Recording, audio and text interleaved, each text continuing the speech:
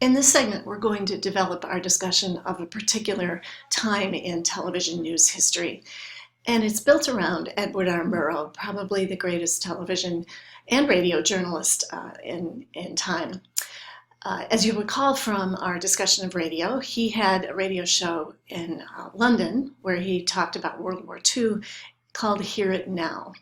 He had no interest in moving from radio to television. He did not believe that radio could be a medium that was anything other than superficial when it came to news.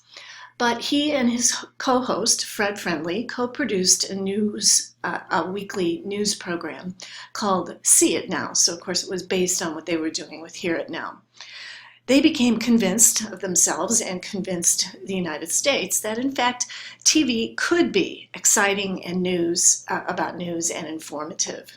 So Time magazine actually called it the most original, informative, and entertaining type of journalism, riding the video waves. So I think it's interesting that someone like Edward R. Murrow, who took his journalistic responsibilities so seriously, was very careful about moving into television, but he also created the model for how it was to be done well. In Time, in fact, Edward R. Murrow and his news programming helped shake television's reputation that had been ruined by the quiz show scandals.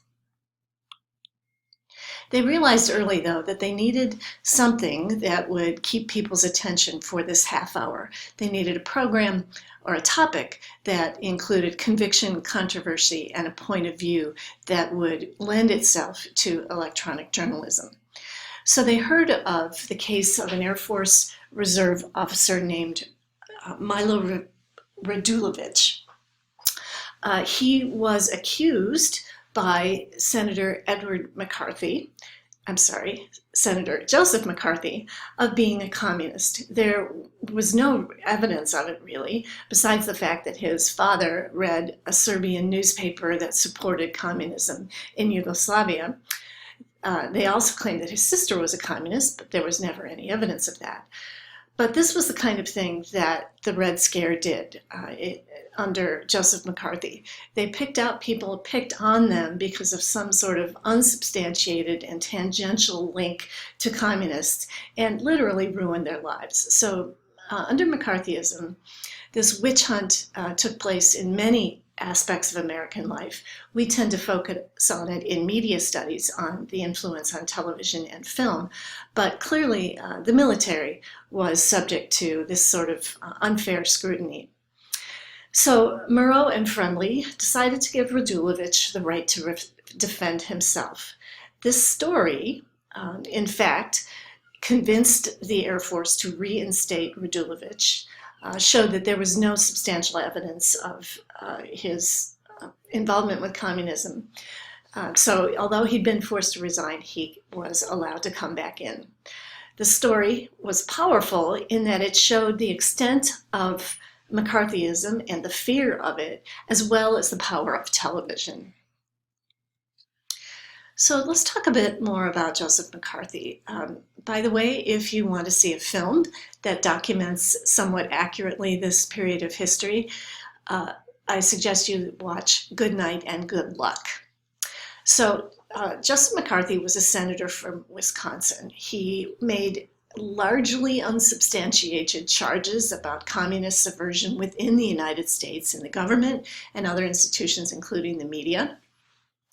And what's interesting about this period of time is that journalists truly believed that they were being objective if they presented word for word the things that McCarthy said, but provided no context. So people were reading his words, but they really had no sense of the subversive drive that was behind him.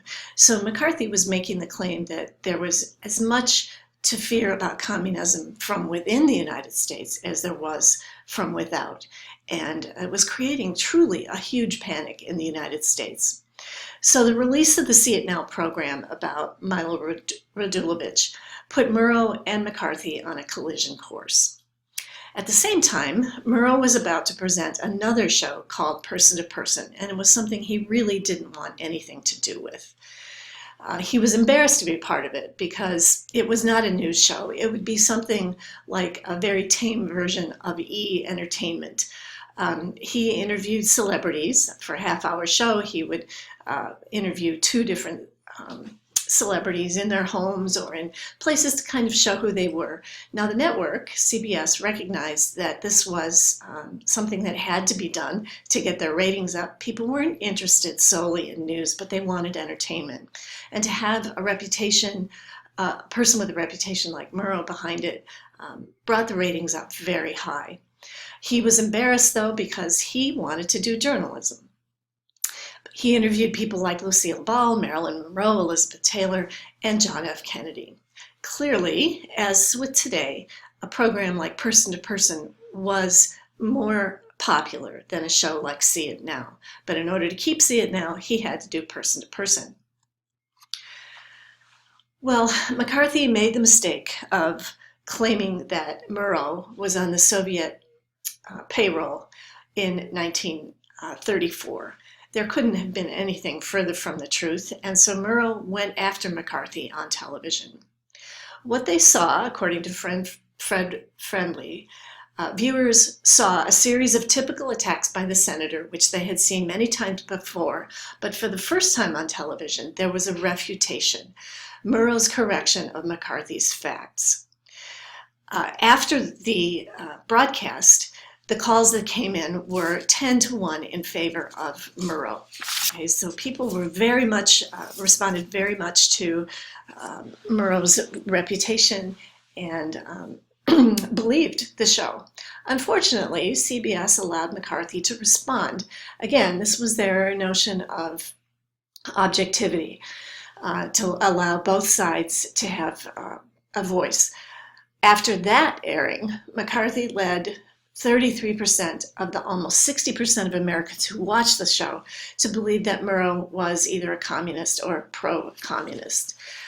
This was incredibly discouraging and insulting to Murrow, as you can imagine, and it began a time of his disillusionment with television journalism.